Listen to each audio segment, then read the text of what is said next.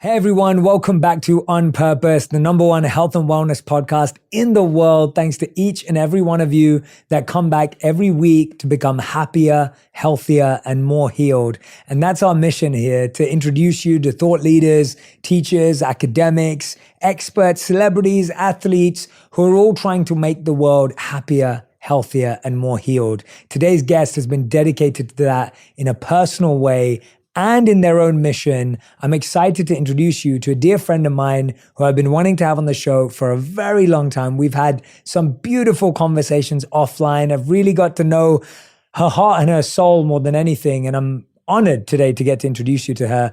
Her name is Victoria Jackson, who was known previously as a cosmetics entrepreneur, but transformed into a medical research trailblazer and Women's Hall of Fame inductee. Victoria founded the global powerhouse brand Victoria Jackson Cosmetics. She and her husband, Bill Guthey, founder of the marketing behemoth Guthey-Renker, established the Guthey-Jackson Charitable Foundation to fund research on NMO treatments and a potential cure. Victoria's unrelenting determination proved effective. In 2016, the foundation developed the first ever NMO therapeutic, and soon after, 3 therapies received FDA approval. The unprecedented pace of the accomplishments that her and her affiliations have had are absolutely phenomenal. And I welcome you to the show, Victoria Jackson, and the author of 2 incredible books that I highly recommend, Saving Each Other, which of course we'll be diving in today, and this book, The Power of Rare, a blueprint for a medical revolution. Please go and grab both of these books. You're going to be hearing about the insights from both of them in this conversation. Victoria, welcome to On Purpose. Thank you. It's so nice to be here. I've been just waiting for the opportunity to talk to you. I'm a big manifester. And so when I started listening to you, Jay, I was so inspired, honestly, that I just was like, there's going to be a time I'm sitting across from him. We're having this conversation. So thank you so much. I love that. And our paths have just crossed so organically. We have a lot of mutual friends, and we bumped into each other ages ago at this great fundraiser that Ellen did, called Gorilla Palooza, which was to raise money for the Diane Fossey and Ellen DeGeneres Fund. Yeah, it's which great. Is incredible. What she's doing. Yeah. Have you been out there yet? I've not. It's amazing. I got to go out with them last year and it was unbelievable. But we met there. Yes. And you were one of these people, and I just want the audience to know, like, you were one of these people that instantly was talking to me from your heart, and I felt it. Then you were arranging for me to go and meet the Pope the next thing I knew, and it didn't happen because of the pandemic. But I was so grateful to you for even helping that invite come along my way, and I hope I get to do that in the future. What an honor. Thanks to you. And I had that very special invite to go to the Vatican, which of course due to the pandemic didn't happen. And then we've had these wonderful connections, even with your daughter and your home. And anyway, so many different things. But I feel like your journey is truly unique and incredible in so many ways. And I want to start off with a question of, what is your earliest memory from childhood, of your own childhood, that stays with you, or that is the immediate flashback when you think to being a child? You know, I always think about how I felt like I was always different. I say that I was born early. I was born in the 6.5 month. And so I lived in the hospital for 3 months before I even came home. So I think because I've always struggled so much with anxiety and worry and, you know, all of that, I think I was sort of born early to get a head start on all of it. So when I think of my early years, I really think of, you know, a young person that was really struggling and just trying to really find her place in the world, and seemed like since I did come in early and was struggling just to sort of make it through in those very, very early times, because this is going back a while. And, you know, now I know for, you know, preemies, they have a lot more technology than they did then, but I've always been in survival mode, I think, my whole life. So I think that's what I think about, is this little person that came into the world and has been in that mode ever since, pretty much. Do you think that the struggles that you had have changed towards the struggles that young people have today? Or do you think that they're the same thing, they're just differently experienced? I think they're the same thing. But yeah, I mean, obviously I wasn't dealing with social media and things, but school was social media, your friends. I mean, so they were all, you're still trying to figure out your way in the world. So I think it may look different now, but I think that's probably why, even in raising kids, I understand my kids can talk to them on a level of understanding whatever anxiety they're going through, but it's just put out on a different stage now, and much bigger stage. And so that makes it a little more difficult. What was the thing you were most anxious about growing up? What was the thing that kept you up at night, that made you uncomfortable, that made you nervous? What was that? For me, it was, I think, because I had parents that were young and trying to figure it out and ultimately got divorced. I didn't feel a lot of love. And I think, even my mom would be the first to say she, having a child that was in the hospital right away, and she's so young, she didn't really know how to, bond with me. And I think that was tough. So I was somebody that was always seeking approval and looking for that love and just trying to figure out who I was. And I always had this really haunting feeling that something was going to happen to me, that there was just somebody was going to get me, something was going to happen. It was just something that I remember early on just feeling in a unique way. And how did you process that? Like, what was your antidote? Or I mean, I think there's times you're thinking, am I special? Is there a reason I'm here? But it just manifested in a lot of anxiety. And so, you're always just feeling like there's some shoe that's going to drop or something that's going to happen. And I lived a lot of my early years like that, as I kind of keep going back to this finding my way. It's interesting how every teenager goes through this phase of finding our way. And then often we either get stuck in a way that our parents expected or society expected, or we fall into something, or we continue to find our way. And sometimes you're in your 30s or your 40s and you're still trying to find your way, and you kind of feel out of place because everyone else has stability. But I could definitely attest to that. I felt in my teens, I was trying to fit in and I was trying to find my way. And I was anxious about, did people think I was in with the crowd? And, and I think we all go through this. What was really interesting for me was, I think I've kept trying to find my way, which is why I've lived so many different lives, because I've never wanted to not take a step forward. What did you imagine would be your first career path? Or what did you imagine would be your first venture? And what did it end up being? Well, as I'm even just sitting here talking to you, and I'm looking at a microphone that says on purpose. Purpose was always a big thing. Even when I was young, I was thinking like, whether it was why am I here or what is the way, it was sort of like, what is my purpose? And I didn't really have a skill set that I could sort of point to, other than I'd probably say early on, I recognized that I was more of a creative. I definitely wasn't going to be the academic. I ended up sort of, ditching school a lot due to a lot of kind of unsettling things at home. And so I was, trying to figure out what was the way that I was going to really express myself, and knowing that I didn't come from a family that had money. So I was going to have to figure that out for myself. But I knew that I was creative, and I started doing makeup. And I think when I started doing my own makeup, doing friends' makeup, I thought, I genuinely, because I struggle with such low self-esteem. I mean, it's gotten a lot better over the years, and I've written, 2 prior books before these, Redefining Beauty and Make Up Your Life, all about self-esteem and looking and feeling better.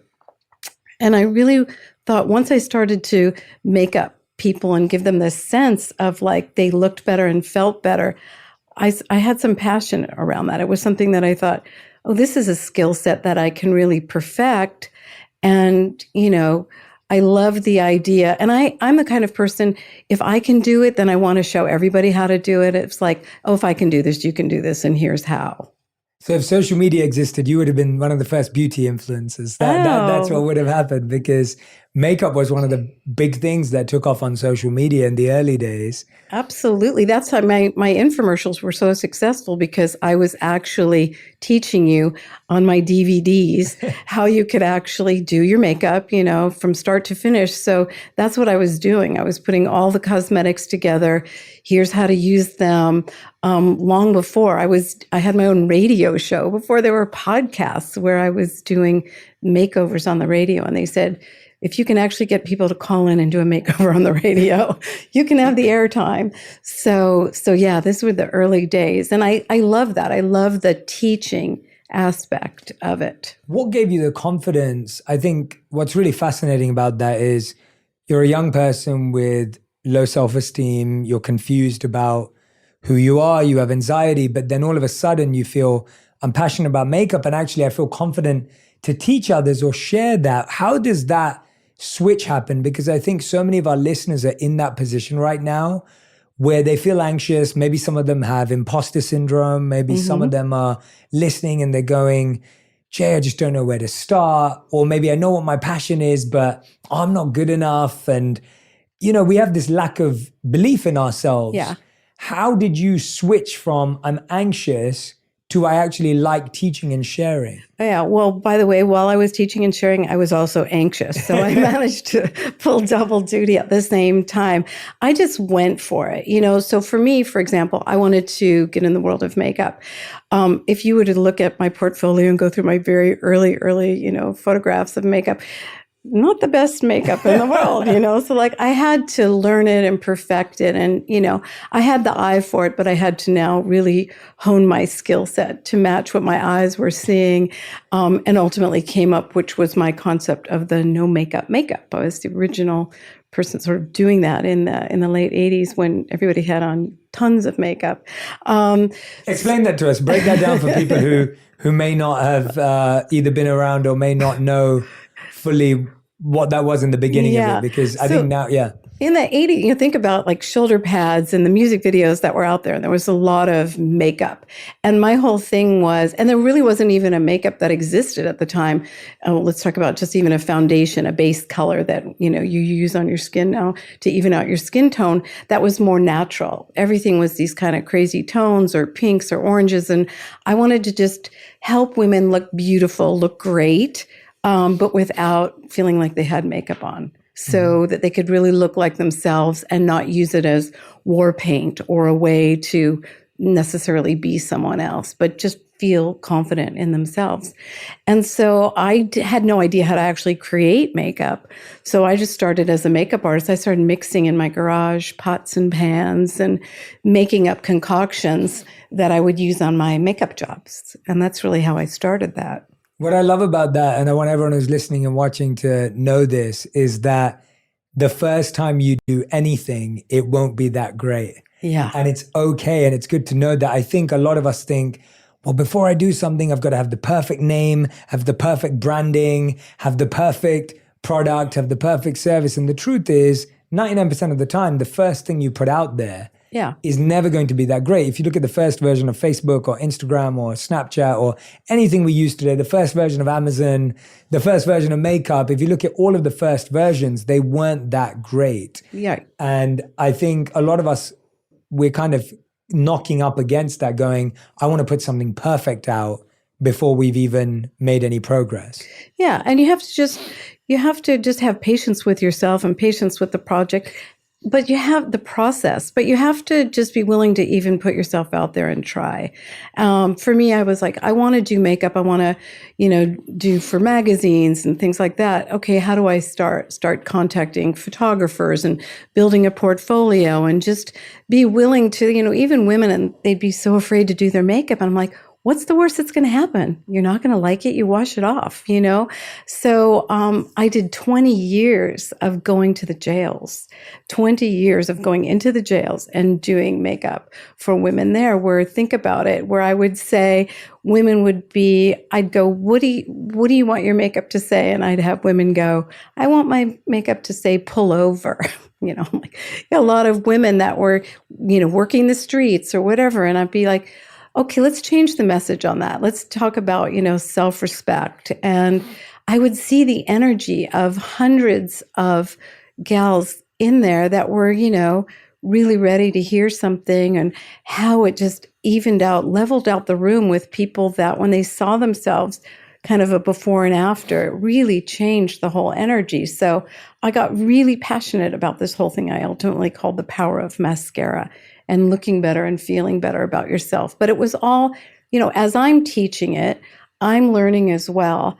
And I've been, I think, due to an incident that happened when I was really young, sort of going back to that, thinking something really bad was going to happen to me.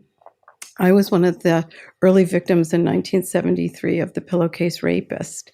And that left me with, obviously a lot of emotional scars and things that I've spent a lifetime working on, but very claustrophobic. So then going to the jails for 20 years was very claustrophobic, to put yourself in a very uncomfortable situation to, but I was there because I really believed in what I was doing in the message. And it really was very instrumental and helpful in the other parts of my life, as I say, as you talked about, mascara to medicine, that were really important. Hey guys, it's Jay Shetty here, and I couldn't be more excited to share this exciting news. You asked, we delivered. Junie sparkling tea with adaptogens made by my wife and I are now available in all Sprout locations across the country. Junie is the perfect midday pick-me-up. With only 1/3 of the caffeine found in brewed green tea, it provides a gentle energy boost without the crash. It only has 5 calories and 0 grams of sugar, making it the perfect drink.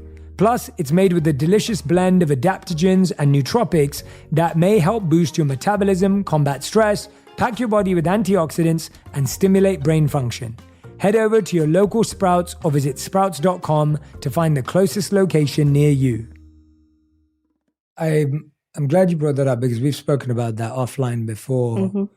Could you walk us through and explain a bit more about the pillowcase rapist, just to get a sense of who that was, what that was, etc., to get a sense of and exactly the experience you had? Because I want people to have that context when we're looking at the rest of your life and the rest of your story as we dive in today. Right. Because if someone's unaware, it can be easy to look at your journey. And I think we do this a lot today, where we look at a snapshot of someone's life and we think, well, they've done it all, they've made it, they've achieved it, they shouldn't have anything to worry about. And then when you kind of look at someone's life in full perspective, you recognize there's so much more to it. I often give the analogy to people of, if you walk into a movie halfway and you see someone's life, you might think they have the best life in the world. Right. But if you didn't see the start of the movie and then the end of the movie, you don't really know their full picture. So for that reason, I'd love for you to shed some light and context on that. Yeah, I think you're exactly right. I mean, there's this snapshot and then there's the film. And I think in my early mind, in the reel of the film that was probably playing in my head, and as I said,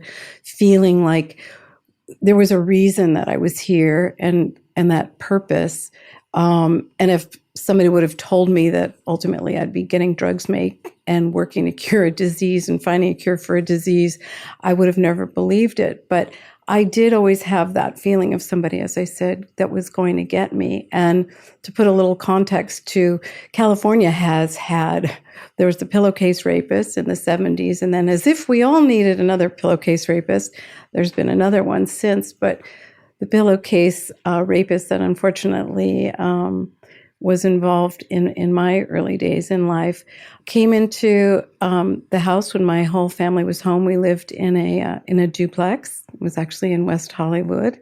Because I felt I was always a target of potentially something, I would get teased a little bit, and I had an older brother that would sometimes tease me. And so he's a very nice guy, but sometimes, people I think nobody ever thought that anything was going to happen to me. And one night when I came home, it's that sort of really scary scene you see in a movie where you're in your room, and I had the room off the back of the house, and I look up in the mirror and I see somebody right behind me, and it's that awful thing. And you're like in a ski mask, holding something with it looked like a dish rag hanging over it. And I thought it was my brother, maybe playing a joke. And I turn around and I'm like, what are you doing? And I heard in a voice that I knew was completely unrecognizable to me when somebody says, don't move, that it was not a good thing. And at that point, I thought, since my whole family was home and it was really late at night, I thought I was really the last victim and that he had, killed my entire family and I was the last one. And without going into all the horrible details of it, it was definitely a situation where for the first time, I really experienced that disassociation, going out of body, where I made a really conscious, which then kind of goes unconscious, decision to be above what was happening to my body and to the situation at the time. And obviously thinking about my family. And it was like really looking down. And I just thought, wow, I'm 17. Was just about, I thought, to graduate high school. And I thought, I can't believe it ends here. This doesn't feel like the end of the story. There's a reason I'm here.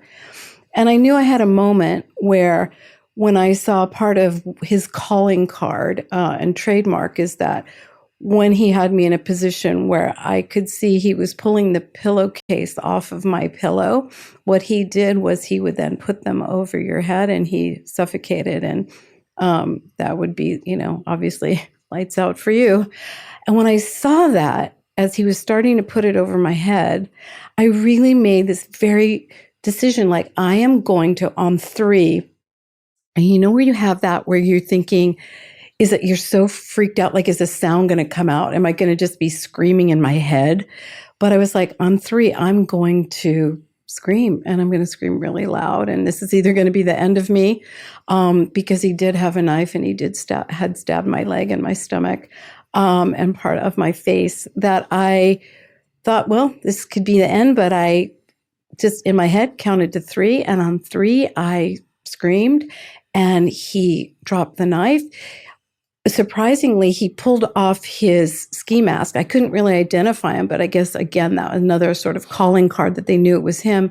And he ran out. And my door in my bedroom, I remember, sometimes would get stuck and he's like trying to pull to get out. And I'm like, oh my gosh. So it was just, and then obviously I ran upstairs to find out that my parents, they were asleep. I was the only victim in the house because he had come in through the, put his hand up through the dog door that we had. We didn't really have security in the house per se. Then it was really just lock the door, and he had unlocked. I never have a dog door again. The door, and that's how he had gotten in. Well, I literally got chills listening to that story because it's so, it's such a horrendous thing to have to live through, and I'm grateful you shared it with us. Thank you so much for being vulnerable and open and sharing that. How do you not let you live in fear for the rest of your life? What's the next thing you do from something like that? Because that would be, if you didn't do anything ever, it would be completely valid because it's such a painful experience to go through. Yeah. How do you respond? How do you react? What's the first thing you do after something like that? I mean, obviously, I was hysterical and I was, there was the relief of my parents and, being okay. But, there was just, I knew that I could never go back in my house. I left. I didn't graduate high school. And, I got married like as soon as I turned 18. I didn't want to be alone. So for me, it really manifested in fear of being by myself, of somebody getting me again. But I also knew that there just was a reason that I was here. And it was shortly after that, actually, that's when I started going to the jails and started to do the work there, because I thought, how does this happen? Like, how do people go down these roads? What is it that, makes somebody make the choices in their life? And I just knew that for me, I wanted to find what it is ultimately that I was supposed to be doing. And the closest thing at that time, because I wasn't going to be going to college because I didn't graduate high school, was going to beauty school. Mm-hmm. I thought I can get my own little scholarship there and go and, start doing it through the one way that I knew. The only skill that I thought I had was in this kind of being this creative and wanting to help women look and feel better about themselves. So I started there really with no money and that vision, and decided that that's what I was going to do. It's a tough question, but did you get an answer when you started visiting the prisons of why people did certain things? Did you find or discover anything or hear anything? And on top of that, did the pillowcase rapist go to prison as well? Yes. Yeah. The pillowcase rapist was finally caught in prison, and he's no longer with us. He's gone. Thank goodness. No sadness around that for me.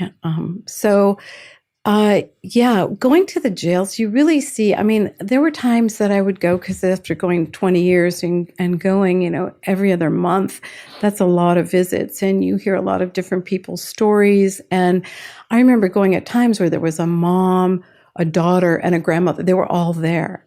And it was just like, wow, how does this happen? And so there was a lot of stories of, in my mind too, because I didn't want to judge.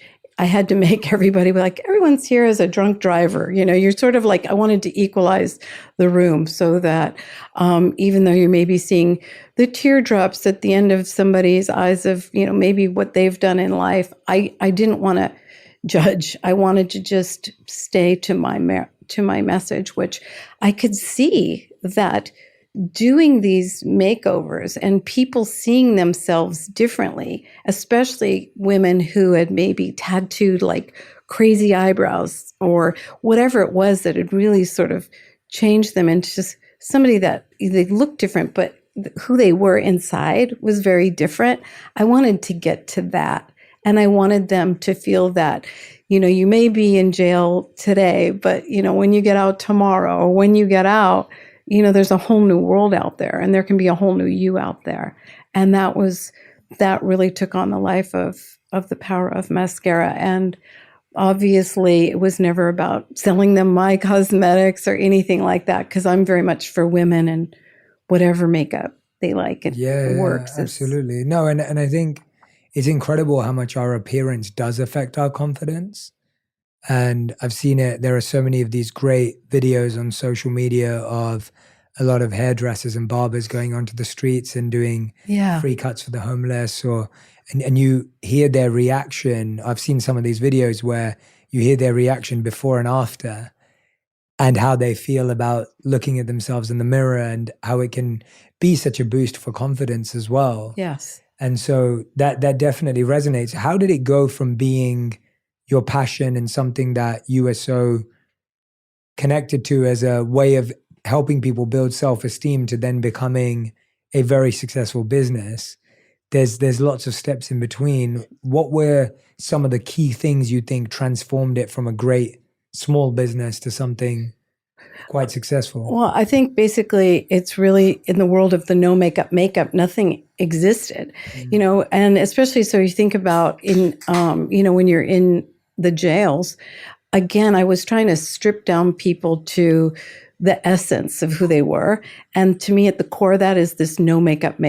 That's really, and so there was nothing in the world of, say, foundations at the time that would be kind of the starting point for that. That to me was going to be what I built my business around, and became, I created over 600 products over the course of 13 years. But my foundation, which I sold millions of units of, was just based on more natural looking skin tone shades that look like you didn't have layers of makeup on. So that really came from not only the jobs that I was doing, but from all those years of going to the jails and really wanting to help women look like themselves and not, pile on all the makeup. So when I said, as I was making these shades and pots and pans in my garage, I had to find a cosmetic chemist. Like at the time you're looking in the yellow pages. Nobody out there knows what the yellow pages are. I know that, yeah. That's a directory. Yeah, great ads where you used to climb on them during Christmas. Exactly. And you're going and I found a cosmetic chemist and said, hey, this is what I want to do. I want to create these shades, these textures, these feels. And I started. And then while I, again, wanting to teach what I do, And never having graduated or gone to college, I thought, you know what? I want to teach this. I'm going to call UCLA. They have an extension program. Maybe I could teach some of what I'm doing as a Hollywood makeup artist and teach that. I did that for 10 years as an extension course that was, again, sold out every quarter. People wanted to learn how to do it, whether it was, I had so many men taking it, guys that maybe just wanted to meet gals, and do their makeup. But it was another way that I could just see people wanted to connect in this way. So I thought, this is great. And then through doing that at UCLA, one of my students actually said, I know this group of guys that are selling products through television. And I said, wow, I think I have a great idea of how to sell products through TV, color cosmetics, which no one was doing at the time because this is the late 80s. And I hadn't really perfected my kit, but we do that little bit of that fake it till you make it and act as if. So when she put me together with the guys, I basically said, I have this idea for these color kits, peach, pink, and red, and I'll put all of the colors and products and things you need together, and then I'm going to teach you how to do it.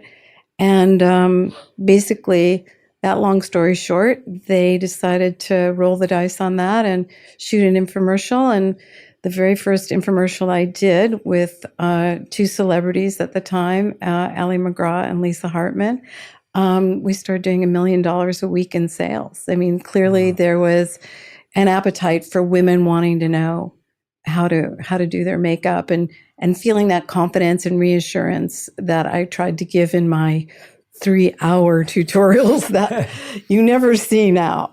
That's incredible. That's amazing. And did you find that building this business and helping these people and helping your customers, but also women that you met in the prisons, did that help how you felt about yourself and what you'd been through? Or was there not a correlation? Was healing a part of that, or was healing having to happen separate of that? Yeah, healing is a part of everything. I think we all just, healing happens whether sometimes we even know it or not. It's on like a cellular level. So, it's whatever piece of what you're doing at the time. I've gone through so many different stages of healing because I've gone through so many different experiences, as I said, as my life has gone from like what I look at in the two parts, the mascara to medicine. So it's all of that journey has informed me in my healing in so many different ways. What did you find that you were saying that your experience made you rush into not wanting to be alone, and obviously you got married very young. Did you find that led to some codependency which caused challenges in relationships? Or was that something that you feel your partner was good at navigating and dealing with? Because I can imagine that when you don't want to be alone and of course, based on the traumatic experience that you had, it's very valid. But I wonder how that affects the other person as well, and how you navigated that, especially in the early years. Well, I think it started even earlier because I had, as I said, my parents had a lot of problems together, and my biological dad put me up for adoption when I was 9 years old. So my stepdad had adopted me. And so I really, very early on, I'd say, really never felt, how to have a relationship, especially with a father, with a man, and the fact that I'm now married. This is my third time.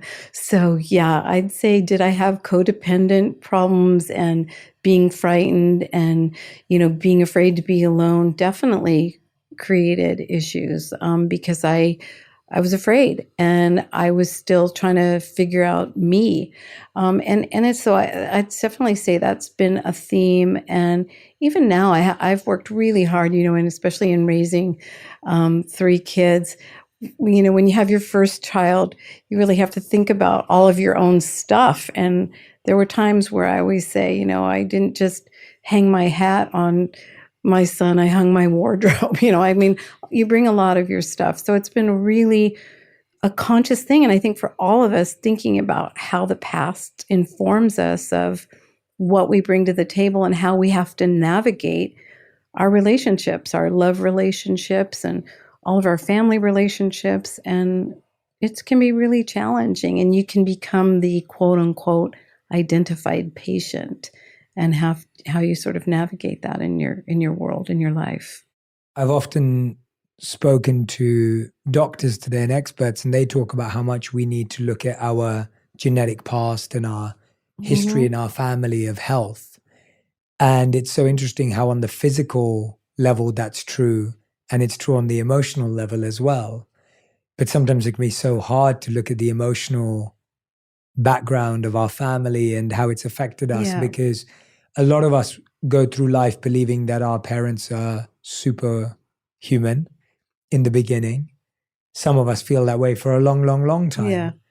And it's almost like the earlier we recognize that our parents are humans, just like we are, and we all have challenges and flaws, that sometimes the healthier conversations and connection we can have with them as well. Your journey with your children has been a labor of love in so many ways. And I want to talk about Ali, who I had the pleasure of meeting, who, you know, is your co-author on this book. Yes. And has been at the core of your journey and connection to the medical world, from mascara to medicine, and looking into that world. For you, as you said earlier, you were like, I didn't really feel like I was loved in that way. Walk me through what it feels like when your daughter, who you love so deeply, gets diagnosed with an illness that is very rare. And on top of that, you hear she doesn't have very long to live.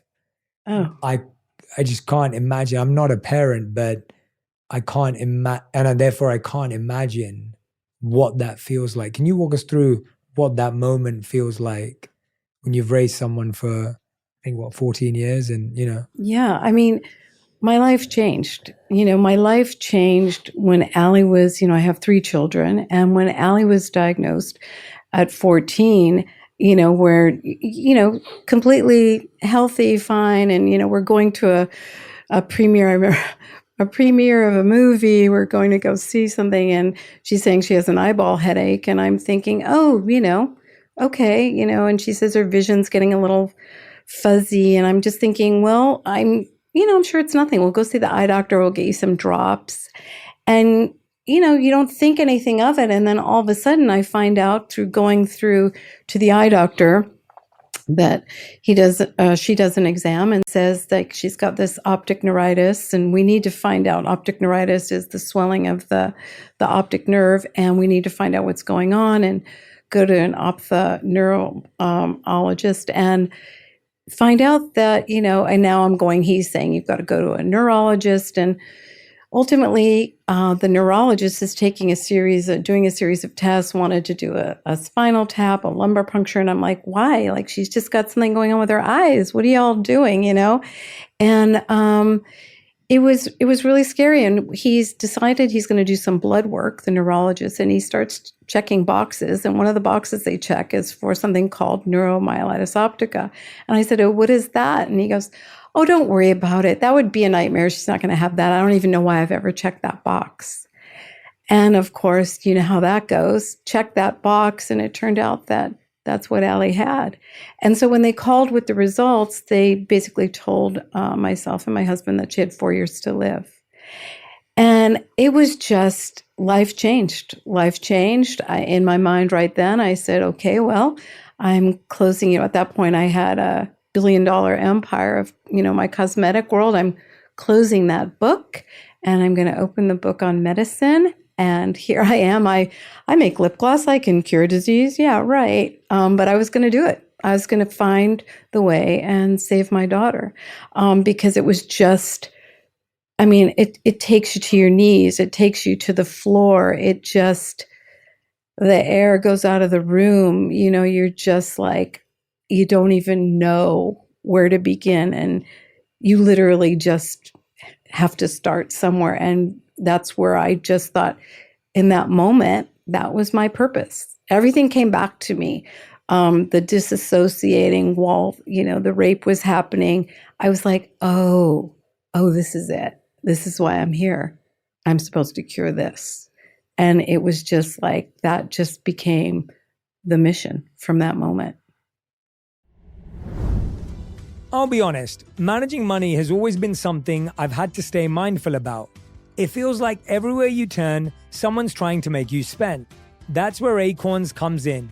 Acorns is a financial wellness app that makes it easy to start saving and investing for your future. You don't need to be an expert. Acorns will recommend a diversified portfolio that matches you and your money goals. You don't need to be rich. Acorns lets you get started with the spare money you've got right now, even if all you've got is spare change. Sign up now and join the over 13 million all-time customers who have already saved and invested over $22 billion with Acorns. Plus, Acorns will boost your new account with a $20 bonus investment. Offer available at acorns.com/purpose. That's acorns.com/PURPOSE to get your $20 bonus investment today. Paid non-client endorsement. Compensation provides incentive to positively promote Acorns. Tier 6 compensation provided. Investment involves risk. Acorns Advisors LLC, an SEC registered investment advisor. View important disclosures at acorns.com/purpose. I'm Cheryl Swoops, WNBA champ, 3-time Olympian, and Basketball Hall of Famer. I'm a mom and I'm a woman. I'm Tarika Foster Brasby, journalist, sports reporter, basketball analyst, a wife, and I'm also a woman. And on our new podcast, we're talking about the real obstacles women face day to day. See, athlete or not, we all know it takes a lot as women to be at the top of our game. We want to share those stories about balancing work and relationships, motherhood, career shifts. You know, just all the shit we go through. Because no matter who you are, there are levels to what we experience as women. And T and I, well, we have no problem going there. Listen to Levels to This with Cheryl Swoops and Tarika Foster Brasby, an iHeart Women's Sports production in partnership with Deep Blue Sports and Entertainment. You can find us on the iHeartRadio app, Apple Podcasts, or wherever you get your podcasts. Hey y'all, Nimini here. I'm the host of a brand new history podcast for kids and families called Historical Records. Executive produced by Questlove, The Story Pirates, and John Glickman, Historical Records brings history to life through hip-hop. Smash, slam, another one gone. Bash, bam, another one gone. The crack of the bat and another one gone. The tip of the cap, cause another one gone. Each episode is about a different inspiring figure from history. Like this one about Claudette Colvin, a 15-year-old girl in Alabama who refused to give up her seat on the city bus 9 whole months before Rosa Parks did the same thing. Check it. And if you get with me, did you know, I wouldn't give up my seat. 9 months before Rosa, it was Claudette Colvin. Get the kids in your life excited about history by tuning in to Historical Records. Because in order to make history, you have to make some noise. Listen to Historical Records on the iHeartRadio app, Apple Podcasts, or wherever you get your podcasts. For you in that moment, it sounds like all of your pains really became your purpose. And that can sometimes be the hardest path to purpose because there are several different paths. There's passion, there's a profession, there's people you love. But then when it's your pain of seeing your child suffer and getting news like that, what was useful from your cosmetic background that did transfer over into healthcare and medicine? Right. Or was it just like, none of this is useful and I need to build a different skill set? Because I can imagine that that transition is not easy mentally, emotionally, and of course, logistically. Yeah, it's not easy on any level, spiritually. I mean, you name it. What I drew upon more than anything was everyone, my whole career, my whole life has always said, oh, you know, even when I was starting my cosmetic company, oh, you can't do that. You know, there's a million cosmetic companies out there. So it was everyone up to that point always telling me I couldn't do it, that I was like, no, I can do this. I can do this. I didn't know how I was going to do this, but I thought, no, because as I said, and it's all about for me, is with the power of love and intention, anything's possible. And I loved my daughter and I was going to set this intention, and I'd been able to manifest, you know, whether it's been through my creative visualization, I see it in my head. I make the picture, and then I'm like, I'm going to work to create this. And I need to find this cure, and I'm going to be able to, I'm going to sit and ask all the questions. I put together, the first thing I said to myself is, I have to learn about this condition. I've got to educate myself. And there I cut to, put a group together, and I went to Stanford and I started studying molecular medicine with a group of advisors to understand the process of this particular condition and really start learning, and just sat there with a group of doctors and advisors that I would just pick from. They're in the world of MS or in lupus or rheumatoid arthritis and these other autoimmune diseases. And I just started telling them my personal story and, how can you help me? And, basically I was fortunate that I could say, I have a checkbook. And if you're willing to work the way I need you to all work, which was everyone was going to have to collaborate and work together and share information, because everybody said they don't do that in the medical world. I said, we're going to find a cure, and this is going to be a model for how we look at curing disease in the world. And I said it on a very big stage for myself, but the biggest thing was always to find a cure and at least find some therapeutics to help me as Allie was suffering at the time. What were some of the biggest roadblocks? You mentioned one of them there, collaboration. What were some of the biggest roadblocks you saw in healthcare in curing these seemingly incurable diseases? Because you went in there, of course, as you said, you'd worked hard, first of all, to build this incredible company. Right. Therefore, you had resources. It's not like you just had Yeah. resources because you inherited them or you had them from somewhere else. But even with that, you had to learn, bring people together, Yeah. figure it out. Like, what were some of the blocks that you ran up against or that you saw that existed before you were able to create and curate your own teams? The biggest thing is, for me, I needed to get to people's brain trust. And I really needed to, the way I thought was through their shared humanity and sense of their own purpose. Like, always bringing it back to, well, why did you get into this? Why did you decide to be a doctor in the world of MS research or things? So that was the positive side. The reason I had to do that is because it was very clear to me very early on that people don't share or work together. They all wanted sort of their own spotlight for their findings or their published work. But in the world of rare disease, which I found out at the time, they were saying there was maybe 10,000 people worldwide that have this. Since my work, there's over 1 million people and counting that have this because it's so misdiagnosed, whether it's MS or other things. So I had to get people to work together and share. That was going to be the biggest obstacle. But because I had the power of at least having a checkbook and always feeling very blessed and fortunate for that I could say, I will pay, you tell me who you need to get in the room and at the table, but you're all going to work together and share together. So I'd say that was the biggest obstacle. And then finding people. And then honestly, what became more and more as I went down through this journey, to cure anything, even in a rare disease, I found out that I had to build a blood bank. Now, can you imagine? Here's all of a sudden you're working to, find your way with just getting researchers and scientists to the table. But it became quickly apparent to me that they said, Victoria, for us to do the research, we need to have blood specimens. We need the material to do this research. So I thought, wow, now I have to create a repository, a blood bank, and start collecting blood from patients when I'm hearing it's so rare. And when Allie was first diagnosed, I was trying to just find one person that had this. Now I have to amass an entire blood bank of specimens around the world. And that was seemingly, I thought, how do you start? How do you do that? How I did that. How do you do that? How do you do that? I hired a nurse that I said, I'm going to find where these patients are. I'm going to send this nurse with a little cooler. She would show up with a little cooler and she'd go to Alaska or she'd go anywhere, literally taking samples and bringing them back. That's how I started.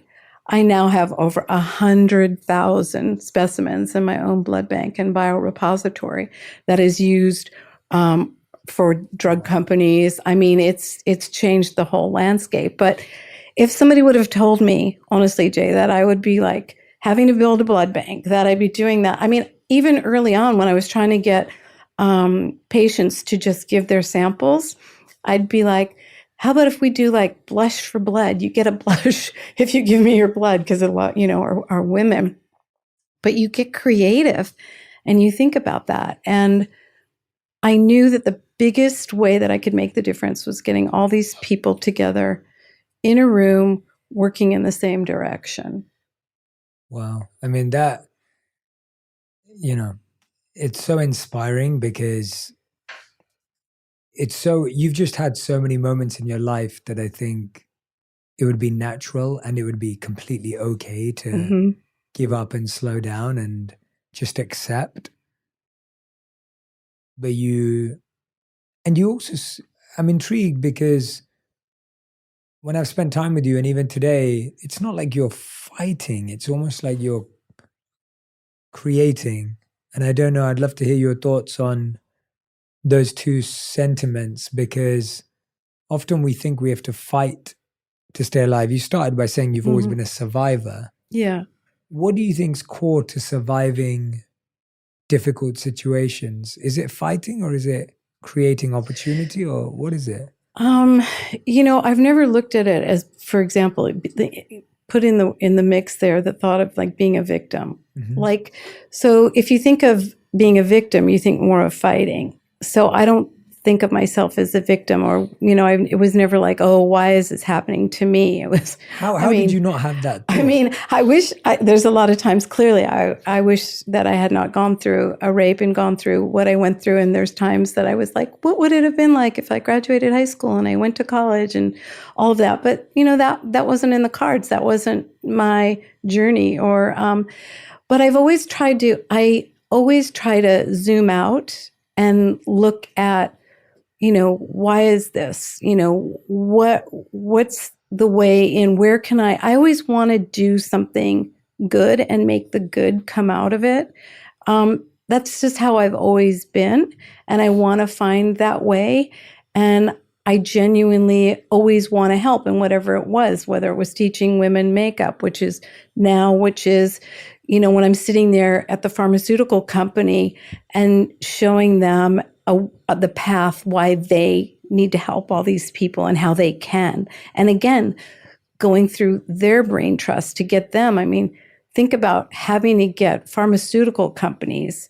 The fact that I got 3 drugs made, people say that never, ever happens, let alone in a rare disease world. How passionate you have to be about what you're talking about and wanting to. So it's not really fighting for it. It's just helping people find it within themselves. That's what I do. I find that one piece, like what you do so beautifully. You find that thread, that thing that binds all of us, that shared sense of humanity and that purpose. I had to find that purpose in the room for all those people. Yeah. What did you end up, so far, what have you accomplished and how, obviously I named some of it there, but in the intro, but could you explain what has been accomplished and what you're still pursuing so that we can just understand from a, success point of view, like when you've invented these 3 drugs but what has that achieved? What has that stopped? And then what are you still trying to figure out? So, and I was able to get people that invented them because, going to obviously Genentech and where they really, that's what they do. But now what I learned, so I started to, people are always going, how are you doing this? Like this sounds crazy. You're like making lip gloss and all of a sudden you're getting these drugs made. Like there's a lot in between that little journey there. And that's why I wrote The Power of Rare, a blueprint for medical revolution, which is really, this is because there's other moms, dads, families that are, going through stories like mine. And I said, I'm going to write down, at least this is what I did, because people always want to know how you did it. I found the biggest magic was always bringing early on. I brought people together. I brought together over, 40 countries together and hundreds of researchers and scientists and patients together. So that's always been so critical in what I do. But what I'm doing now is, so people have said, wow, how have you done it? Look at what you've done. Look at autoimmune disease in general. Autoimmune disease right now, which is what, Allie has. And yes, she's on a drug now that is more controlling things.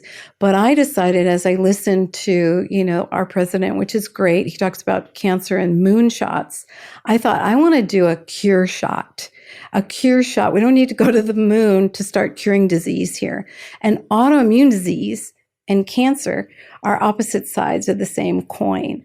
And I thought, people started going, have you looked at what you're doing in the world of autoimmune disease, this particular one, using this as a blueprint for curing a lot of other autoimmune diseases? So that's really what I'm passionate about now. And I have to say, I have an amazing team that supports me. I couldn't have gone through this journey without a Dr. Michael Yeaman, who's head of molecular medicine at UCLA. I mean, he's the scientist that, we've gone everywhere from, the Harvards to the Mayo to, we were doing work with Verily at Google, looking at biomarkers. I mean, he's always by my side and probably one of the smartest people. So I'm very fortunate that I've put together a great team of people, and they see how far we've come. So I'm actually looking at how this story ends is I'm going to friggin' be a big part in working and curing autoimmune disease around the world, because, Allie said early on in her journey, and her journey is really for her to talk about, but she said, Mom, this isn't just about you and me anymore. And that was a turning point. It was like, you're right, it's not. And when I see now all the patients and the parents and and I just feel if my voice can help give voice to other people, this is what I'm doing. And for our viewers and for our listeners, how is Allie? Allie's doing really well. She passed the bar. She went to law school. She was her own champion. I mean, I think early on, she was like, Mom, I don't want to know what I have. Don't tell me, which was really, can you imagine in the early days of walking around thinking, oh my gosh, my daughter has 4 years, doesn't even want to know. But she goes, I know whatever it is, Mom, you'll figure it out. And but Allie's really the one who has figured it out, and she's doing really well, and she's a champion. And you see how the toll it takes even on I have 2 other children, and one at the time was a musician, on the road opening for One Direction for years. And he's out on the road, and I'm, going and going to these different institutions.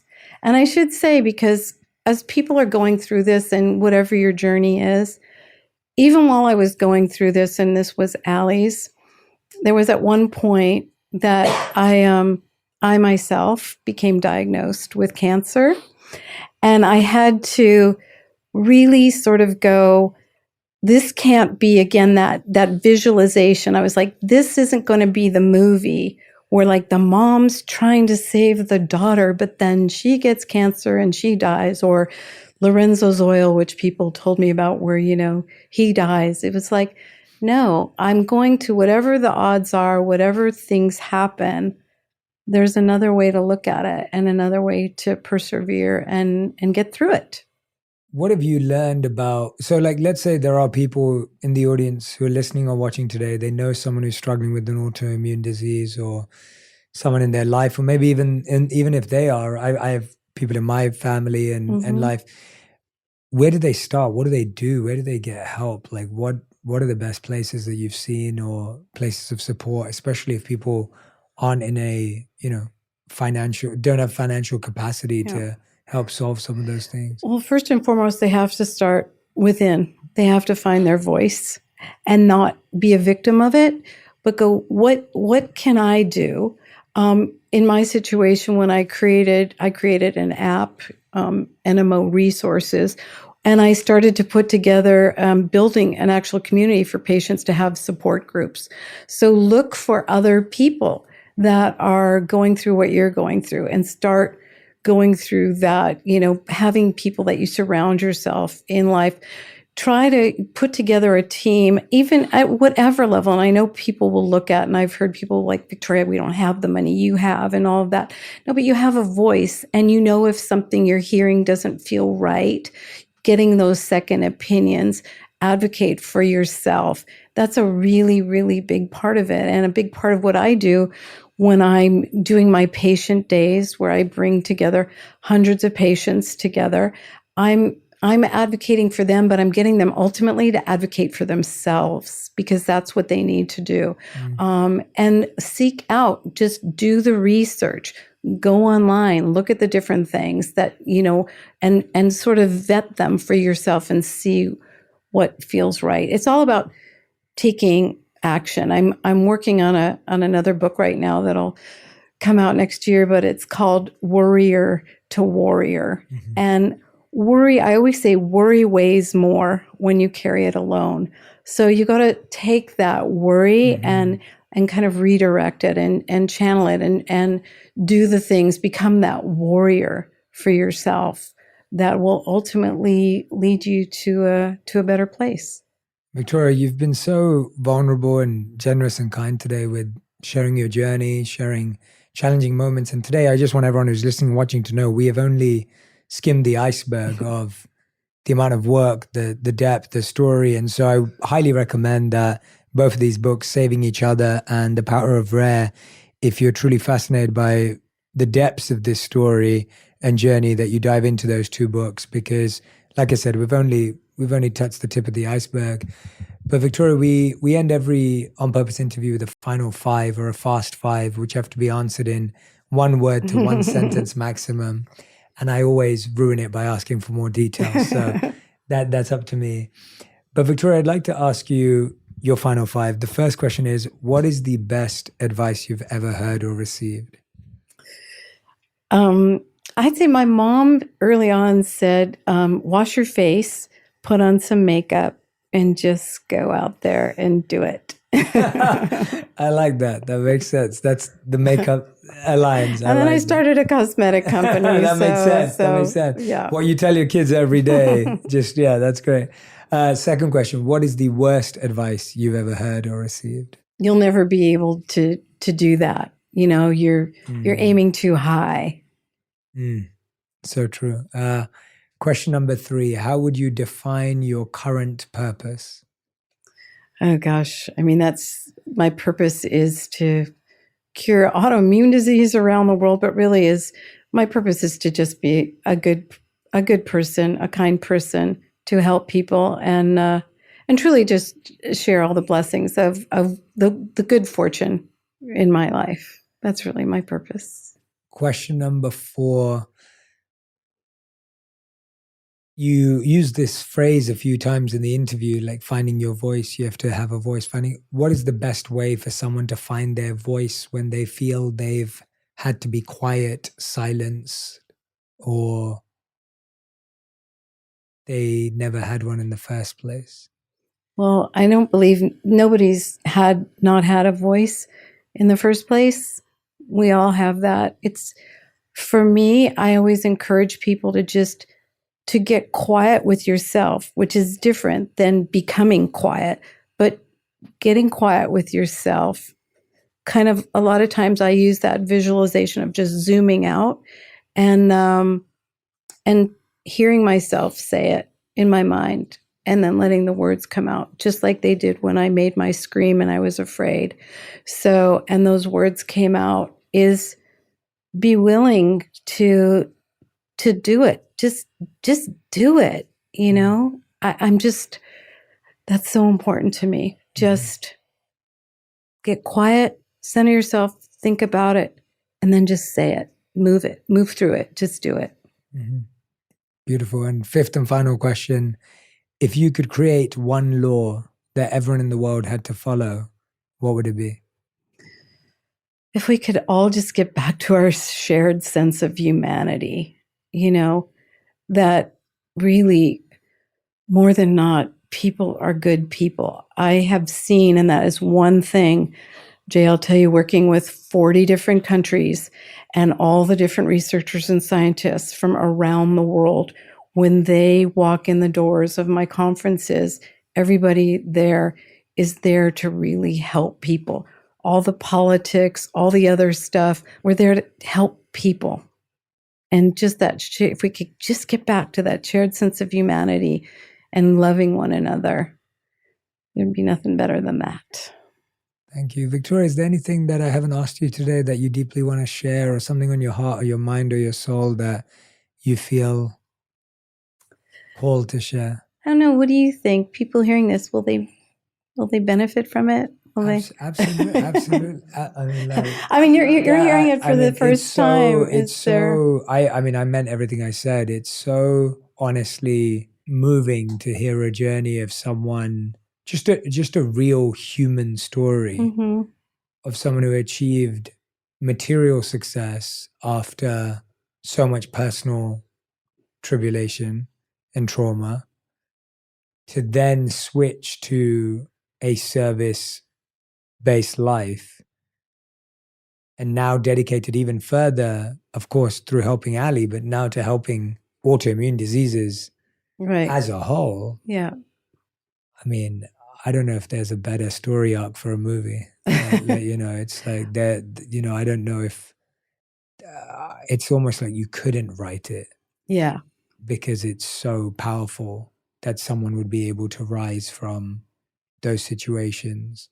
Even, third marriage, you said, Yeah. Bill. Bill, Mhm. yeah, of course. Yeah. But Yeah. I mean, like, to go through that after what you've been through, to have that ability to find love again and create love, and then to have a child and kind of have everything picture perfect externally, it Yeah. may seem, Yeah. to then have the worst news you could potentially ask for. And, Yeah. I think it's going to move and help a lot of people. I wouldn't have, I mean, I don't know many people who've lived that life. So Yeah.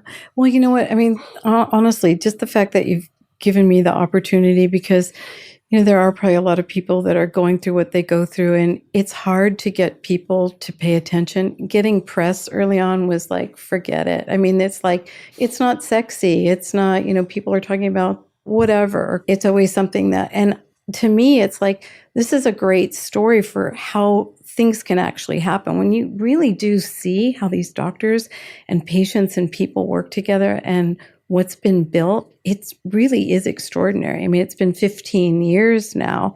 And just even, just going through the Hall of Fame, which was amazing, just to have that experience of having Gloria Steinem induct me into the Hall of Fame, or the Pope, which we'll get you there, was all extraordinary. Who would think that somebody who didn't graduate high school and, is all of a sudden those kinds of things. How much have you invested now in this journey? How much have you personally invested into this? I've put in $80 million of my own money. Yeah. Yeah. That's incredible. Yeah. And that's important too. And that $80 million is really, you look at that, it's hundreds of millions that a pharmaceutical company had to put in. And I had to show them and build a model to show them how they can make money. And I could have just, become angry or like, why do I have to do that? They can just do that.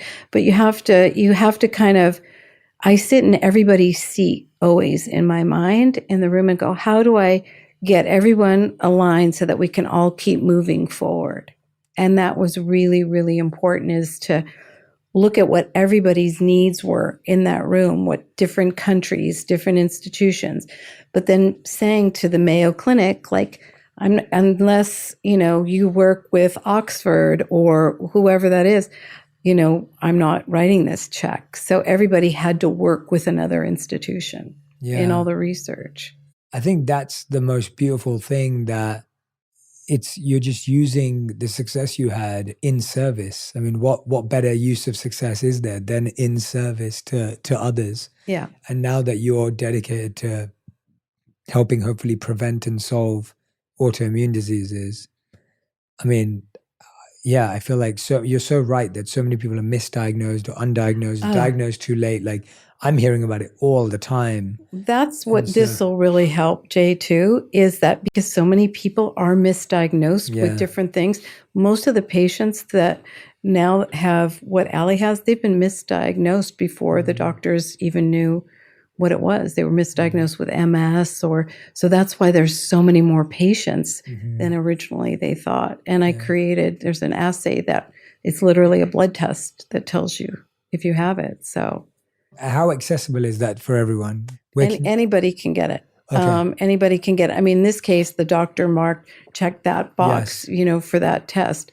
But that's why I created the app and things, because when you go to an emergency room, a lot of people, they wouldn't even know about this condition. So, and then when you're not getting treated, you're just having more and more. And how does the app work? damage. Anyone can use it from home?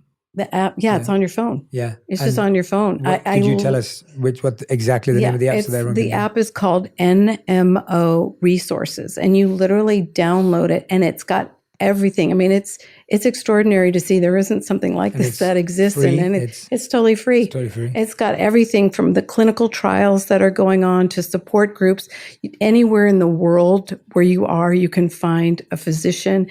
It talks about what a relapse looks like. I mean, if you're having an attack, you go into an emergency room, you show them the app, everything is right there. I mean, it's really extraordinary. I wanted something that people would have in real time.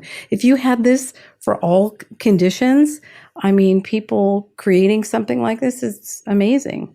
Are you trying to do that for other autoimmune diseases as well now? or- What I'm doing now, especially in the one with Allie's case, is a lot of times in different conditions, you don't know if you're having a relapse. So I'm working with Verily, which is part of Google, in helping find all the biomarkers. And also I've created something called a relapse navigator, which doctors will be using that, is really kind of a shell for you can put in the different symptoms and things that you'll be able to, patients and doctors can know if they're having attacks.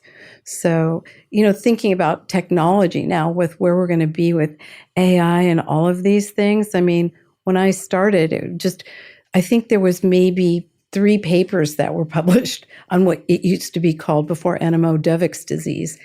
And now there's thousands that have been published since I've been doing this work, literally thousands. And it's been 15 years that you've been dedicated to 15 this years. Yeah, 15 years I've been doing this.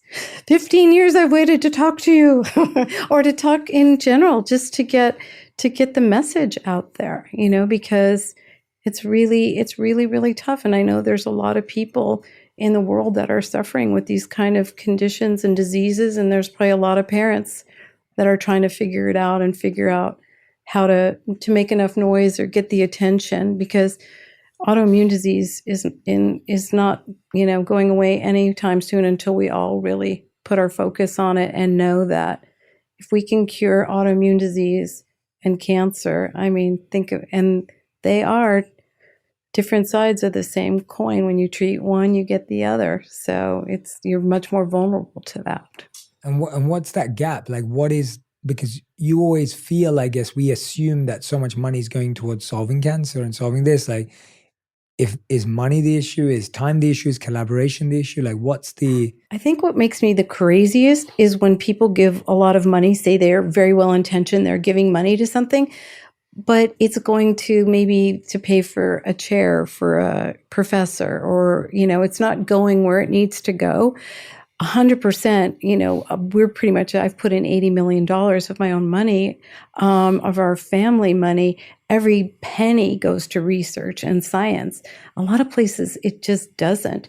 Or it's not put to, like, everything I do is tranched. I have to see results. Everything has to be translational, meaning bench to bedside. If you don't see that it's going to be really on the critical path to make a difference, I don't fund it.